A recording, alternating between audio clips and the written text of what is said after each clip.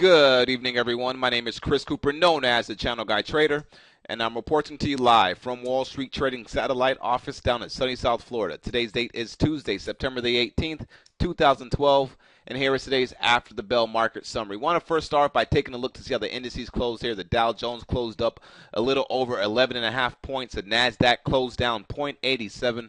The S&P 500 closed down 1.87. Breadth was in favor to the downside here in favor of the bears here.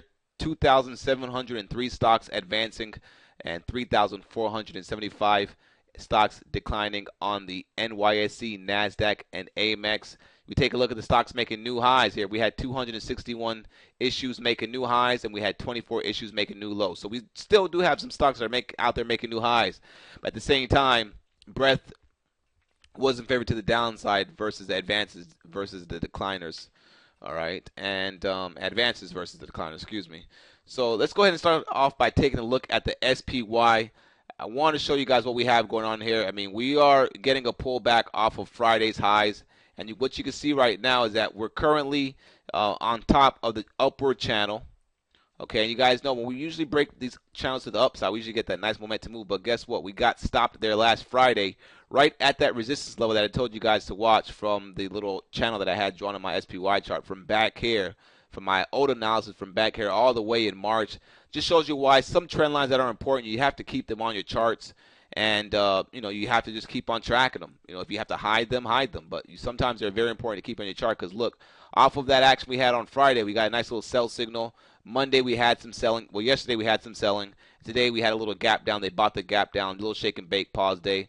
But so far we have a nice little, so far we're still holding up of Thursdays and Fridays gains. And as long as we can hold above, I would say the 50% range of that action from this low from 144 to the high 148. So as long as we can hold above, 146 or so, or that should be pretty good, Now, if we start trading below 146 and holding below 146, and then we break this rising 8 EMA, 8 SMA around 145.46, then we could be in trouble for some selling pressure back down towards 144 and maybe even back down towards 143.5. But that's getting a little bit too ahead of everything right now. So we'll keep it on watch here. Levels to work off of for tomorrow is going to be today's highs around 146.81 to the downside 146.25, which is today's lows, and just basically the whole number 146. If we break below that, then we have 145.46, which is that rising moving average. Now, if we take a look at the ES here, the ES daily chart have some interesting analysis here. ES daily chart still holding up pretty well above that key trend line that we've been tracking here, and you can see we're kind of flagging out on that top of that little right shoulder trend line that we broke above last Friday. And the longer we can consolidate above this trend line and have these 8 moving averages catch up to it a bit here, the more pressure we could build to make a nice little bull flag right here that looks to be setting up. With the levels to watch for tomorrow is going to be today's session highs on the ES S&P 500 futures around 1456.25, and then today's session lows that we made around, I believe, 6 o'clock in the morning on the ES was around 1449. But as long as we can hold above 1450 or so, that should be good action. As you can see, we're just consolidating a little bit here off of Thursday's and Friday's big move. And we're flagging between this key trend lines that I have on the chart that I showed you guys. That key trend line comes from the very tip of that candlestick from the right shoulder that showed us a reversal, that gave us that big reversal signal for the month of May when we had that selling pressure come in there.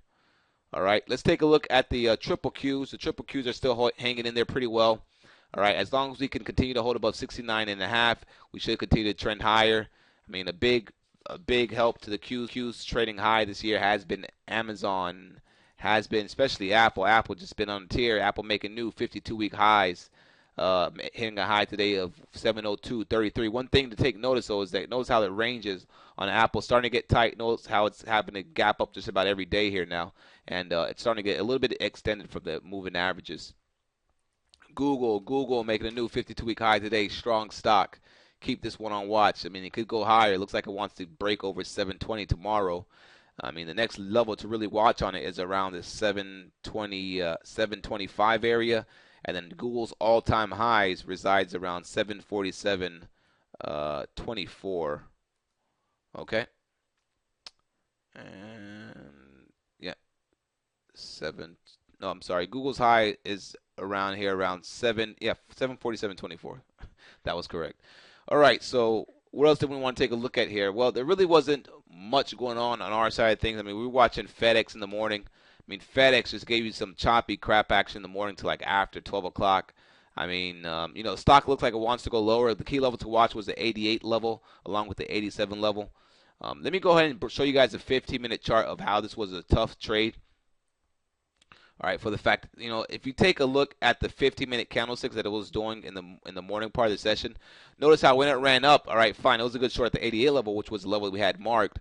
But notice how every 50-minute candlestick low that it broke, they popped it right back up. It broke this one, they popped it right back up. It broke this one, they popped it right back up. It was just a tough trade. Really didn't get the good selling, easy pressure to the downside here until it really broke around 1 o'clock or so, I would say. And even then, it was just grinding lower. This is a stock that, that just has too much press around it of, bad news that everybody wants to short the stock because it makes sense to short it. But then you have some big money fund or some, algorithm that's just, making it grind lower and chopping people up in a slow motion to the downside. So just shows you why some stocks are stocks to trade and some stocks are just stocks to buy puts on or just hold, put a big stop on it and hold it to the downside on the buys that you have in the stock. Since I messed up a little bit trading the stock this morning, what I ended up doing, I ended up buying the 87.5 puts for September. I bought them at 62 cents, and they hit a high of $1.35 today. I called that out in the chat room. If you have not been to the chat room yet, please go to wallstreettrading.com. Fill out the form on the right-hand side for your 14-day free trial. If it goes past the 14 days, don't worry about it. We'll give you the extension because it is free right now. A lot of good call-outs being made in that room, so make sure you go check it out. And if you have not been to our website, wallstreettrading.com, make sure you check it out. We have a cool little section for the My Wall Street TV, where we have all the videos and all the analysis that we do there. So check that out. So yeah, FedEx, keep an eye on it for tomorrow. It was a tough trade today a little bit, just grinding lower, but definitely looks like once people go home tonight and look at the chart, they're going to be, okay, FedEx is just short below today's lows. And it looks like it wants to maybe go down here towards this 84 level. And, those puts should continue to go higher. All right, what else do I want to take a look at? Starbucks, another stock out there that looks like it needs to pull back a little bit here. Had a nice run all the way from 42 to 52, $10 move within a matter of a month or so.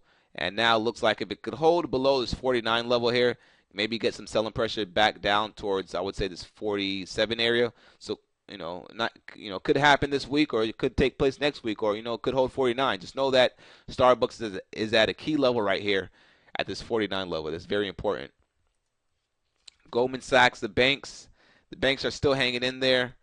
The banks just don't seem like they want to get a pullback intraday. I mean, you're probably going to have that one day where they pull back nasty, but right now, when the market is selling off intraday, the banks are definitely the sector. The bank stocks, that's definitely the sector that you do not want to try to short intraday when the market's acting weak because they just don't go down. If they go down, they don't go down as fast as some of the other sectors. I mean, you had the energy stocks pretty weak today. Those been on a tear, so just some pullback action in those names.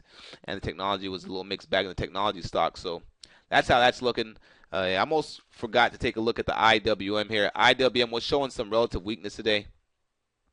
And the IWM did end up breaking down, but they were able to recapture the previous day's lows and close it back above the previous day's lows. IWM closed at 85.74. As long as this thing can hold above 84.5 and continue to trend on these moving averages, that still looks pretty good as well. Let me take a look at a couple other stocks that I've been tracking here. Intel still looking like garbage, even though it's holding this low 23 area. Could get a nice little bounce up, maybe back up towards 24 or so. QCOM has been a strong stock. This stock had a little 27-cent positive day today. Looks to go higher.